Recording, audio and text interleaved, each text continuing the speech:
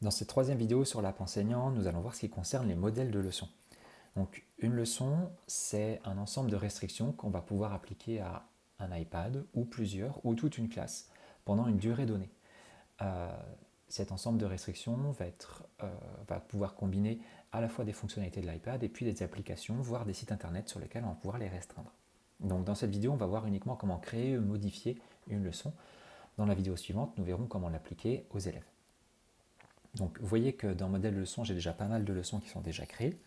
On va en créer une ensemble pour voir quelles sont les possibilités. Alors il faut lui donner un titre, évidemment, pour pouvoir la retrouver. Donc ça va concerner ma séquence 1 et mon activité 1. Donc dans mon activité 1, je vais prévoir plusieurs choses. Ça peut aussi concerner une seule application. On peut bloquer les élèves sur une application. Dans ces cas-là, souvent, je mets juste le nom de l'application. On le voit en arrière-plan d'arrière, GarageBand par exemple. Donc voilà, j'arrive sur mon modèle de leçon pour cette activité-là. Je vais pouvoir avoir trois possibilités. Des restrictions globales, des applications autorisées et des sites web autorisés. Je vais commencer par les restrictions. Donc dans cette leçon, je vais pouvoir autoriser plusieurs choses. Je ne vais pas toucher au genre autorisé. C'est déjà filtré par l'établissement et par le système des iPads, et puis ça peut vous contraindre sur certaines applications qui ne peuvent plus fonctionner. Donc ça, je n'y touche pas. Dans les fonctionnalités de l'appareil, il y a des éléments qui sont déjà retirés des iPad élèves très souvent, donc l'App Store, l'iTunes Store, Game Center, e-message. Ces quatre éléments-là sont souvent retirés des iPad élèves, donc je ne les utilise pas ou je les mets jamais. Pour ma leçon, je vais pouvoir autoriser ou supprimer plusieurs choses. Donc là, dans cette activité-là, par exemple, ils n'auront pas besoin de la caméra. Donc, je clique sur le petit plus pour ne pas l'autoriser. Ils n'auront pas besoin des captures d'écran et des enregistrements d'écran, donc je vais cliquer aussi sur le petit plus pour ne pas l'autoriser. Ils n'auront pas besoin d'airdrop, donc je clique sur le petit plus de nouveau, et puis le reste, je vais le laisser ainsi. Donc vous voyez que vous pouvez choisir ce qu'on autorise ou pas. Je clique sur appliquer tout en haut. Mes restrictions sont donc prêtes. Maintenant, je vais autoriser certaines applications.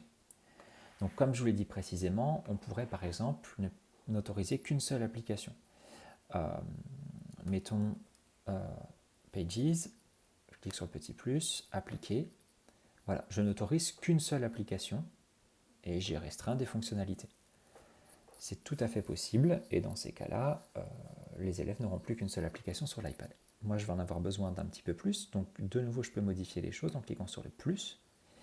Voilà, donc je tape dans la barre de recherche le nom de l'application, je vais avoir besoin de pour l'école également et de Pages. Donc libre à vous de choisir en tapant dans la barre de recherche ou en cliquant sur les petits plus les applications qui vous seront utiles. Appliquer. Si je me suis trompé dans le choix d'une application, je clique sur le petit moins pour la supprimer. Et puis, je vais pouvoir autoriser des sites web en particulier. Donc les enfants, les élèves auront la possibilité d'accéder sur des sites internet, mais pas sur d'autres. Donc là, je vais aller chercher sur Safari, voilà, le site que j'avais préparé. Je copie l'adresse en cliquant sur la barre d'adresse tout en haut. Je reviens sur l'application enseignant et dans le plus site web autorisé, je vais ajouter ce site web et je clique sur entrée. Je tape sur entrée. Il faut que le site web apparaisse de cette façon-là. Je peux en mettre autant que je le souhaite. Donc attention à bien mettre les pages web sur lesquelles vous voulez que les élèves accèdent. S'il y a plusieurs pages web, mettons dans l'Umni, il faut mettre les adresses web de toutes ces pages-là. Je clique sur appliquer.